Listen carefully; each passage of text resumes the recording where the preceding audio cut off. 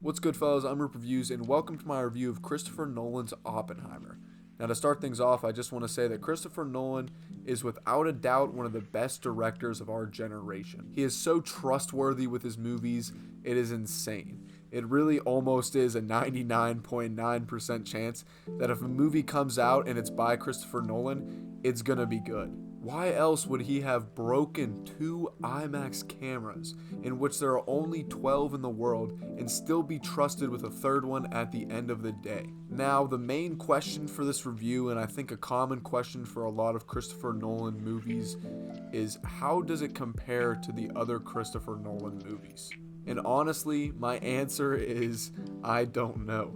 This movie is so unique in its own way that it's hard to put up against the other gems and compare and contrast. The first thing I would like to point out with Oppenheimer is the algorithm. This movie stays true to Christopher Nolan's pacing while also making changes along the way. This film is fast-paced and never stays exactly true to a specific timeline, all the while making the movie more suspenseful in the process with Ludwig. I'm not even going to try to pronounce this name, but I'll put it up on the screen because I know I'll get it wrong. Listen, he makes great music. That's all I know about him. The quick pacing in a span of a 3-hour movie makes it feel like Oppenheimer is way ahead of its time. It almost feels as if Christopher Nolan fit an entire mediocre Netflix miniseries into a brilliant 3-hour long biopic. Cillian Murphy is also somebody I want to see in more lead roles in the future, as he is an incredible actor and kind of flies completely under the radar sometimes. I think now that Cillian Murphy is kind of breaking out of his Peaky Blinders phase, I think he's going to open up a lot more opportunities for him, and maybe even win an award someday. He without a doubt has engaging chemistry with Christopher Nolan, and it always is a pleasure to see how Cillian Murphy is used in Nolan's films. Robert Downey Jr. is also incredible as Louis Strauss. Downey Jr. brings this deep hatred into the character and performs it beautifully. Now, I think that Murphy, Downey Jr., and Matt Damon's characters were the three main roles in the movie.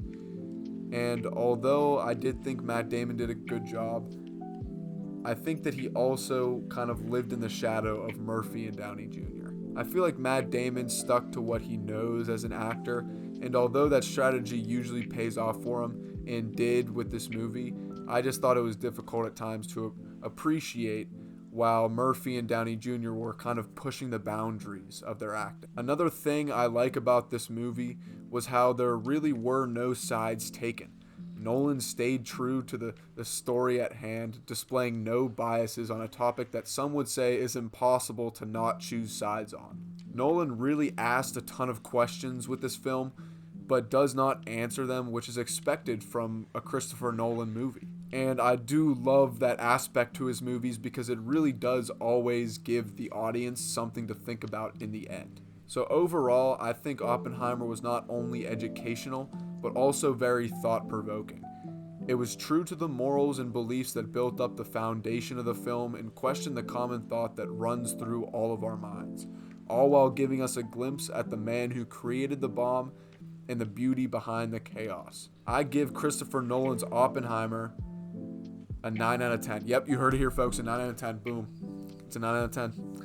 That's what I just said. You know how it is. And that's really all my thoughts on the movie. I thought it was a great movie. I really recommend it. And I'll be seeing Barbie soon, too, because I actually heard that's pretty good, It's one of those movies where I think people are going to be like, oh, no, that's dumb, that's stupid, but that's going to turn out to be pretty good. So I'm excited to see that. I guess I'll review that, too, soon. But yeah, I did love this movie. Like and subscribe. You already know. Tell me what you thought about Oppenheimer in the comments. Tell me if you agreed with me, disagreed with me. I really don't care. I just like hearing your opinions. And that's really it. You know how it is. Goodbye, guys.